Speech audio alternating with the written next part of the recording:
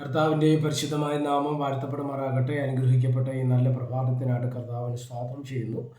ഈ പ്രഭാത സന്ദേശം കേൾക്കുന്ന എല്ലാ പ്രിയപ്പെട്ടവർക്കും വീണ്ടും വരുന്നവനായ ക്രിസ്തയേശുവിൻ്റെ നാമത്തിൽ എൻ്റെ പ്രഭാത വന്ദനങ്ങളെ നിമിഷം അർപ്പിക്കട്ടെ. പ്രാർത്ഥനയോടും ദൈവാശ്രയത്തോടും കൂടെ ഈ സന്ദേശത്തിലേക്ക് നിങ്ങളുടെ ശ്രദ്ധയെ തിരിക്കുകയാണ്. സങ്കീർത്തനങ്ങൾ 78 അതിൻ്റെ 53 വാക്യം. അവൻ അവരെ നിർഭയമായി നടത്തുകയാൽ അവർക്ക് പേടിയുണ്ടായില്ല. അവരുടെ ശത്രുക്കളെ സമുദ്രം മൂടിക്കളഞ്ഞു.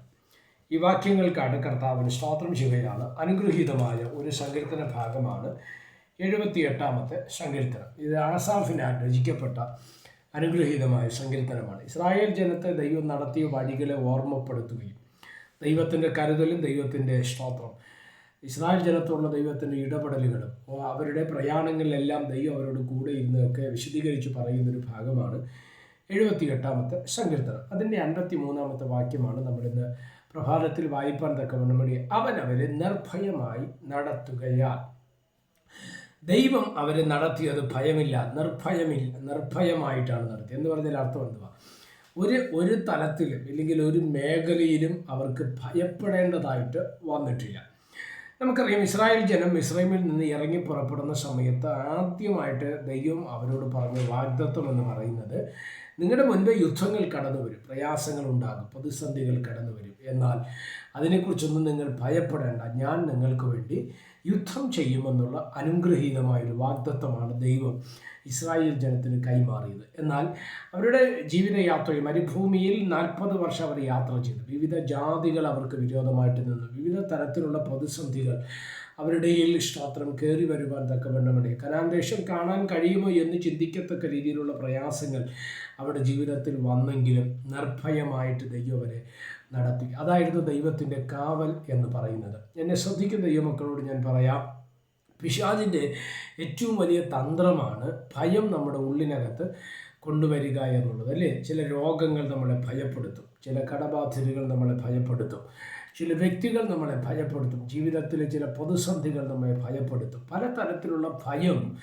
നമ്മുടെ ജീവിതത്തിൽ കടന്നു വരുവാൻ തക്കവണ്ണം ഇടവരും. എന്നെ ശ്രദ്ധിക്കുന്ന ഈ മക്കളോട് ഞാൻ പറയാം, സ്തോത്രം, ഏതൊക്കെ തരത്തിൽ ഭയപ്പെടുത്തുന്ന സാഹചര്യങ്ങൾ നമ്മുടെ ജീവിതത്തിൽ കടന്നു വന്നാലും പേടിക്കരുത്. ഇസ്രായേൽ ജനത്തോടുള്ള ബന്ധത്തിൽ പല വ്യക്തികളോടുള്ള ബന്ധത്തിൽ യോശുവയുടെ ദൈവം പറഞ്ഞില്ലേ, ഭയപ്പെടേണ്ട, സ്തോത്രം, ഞാൻ മോശയോട് കൂടെ ഇരുന്നത് പോലെ നിന്നോടുകൂടെ ഇരിക്കും. യാക്കോബിനോട് ഇസ്രായേൽ ജനത്തോട് പറഞ്ഞു, ഇസ്രായേൽ പരീക്ഷയെ നീ ഭയപ്പെടേണ്ട, ഞാൻ നിന്നോട് കൂടെയുണ്ട്, സ്തോത്രം, ഞാൻ നിന്നെ കൈവിടുകയില്ല, ഉപേക്ഷിക്കുകയില്ല എന്ന് പറഞ്ഞ ദൈവം.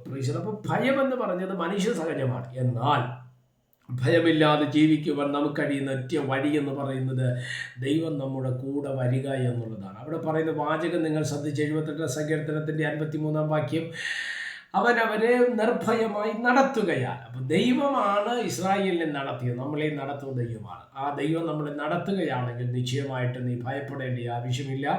ഭയരഹിതമായിട്ട് നമ്മുടെ വിശ്വാസ ജീവിത യാത്രയെ തുടരാം. വാഗ്ദത്ത മേഖലയെ നമുക്ക് കൈവശമാക്കാം. ദൈവിക നന്മകൾ നമുക്ക് അവകാശമാക്കാം. കർത്താവ് നമ്മെ സഹായിക്കട്ടെ. പ്രാർത്ഥിക്കാം. പരിശുദ്ധനായ ദൈവമേ, സ്വർഗീയ പിതാവേ, ഈ സന്ദേശത്തിനായിട്ട് നന്ദിയോടെ കർത്താവിന് സ്തോത്രം ചെയ്യുന്നു. ഈ സന്ദേശം കേൾക്കുന്ന എല്ലാ പ്രിയപ്പെട്ടവരെയും തൃക്കരങ്ങൾ തരികയാണ്. അവിടുന്ന് ചിറകടിയിൽ മറയ്ക്കുകയും അനുഗ്രഹിക്കുകയും സഹായിക്കുകയും വിടുവിക്കുകയും ശക്തീകരിക്കുകയും ചെയ്യേണ്ടതിനായിട്ട് ഞങ്ങൾ പ്രാർത്ഥിക്കുന്നു.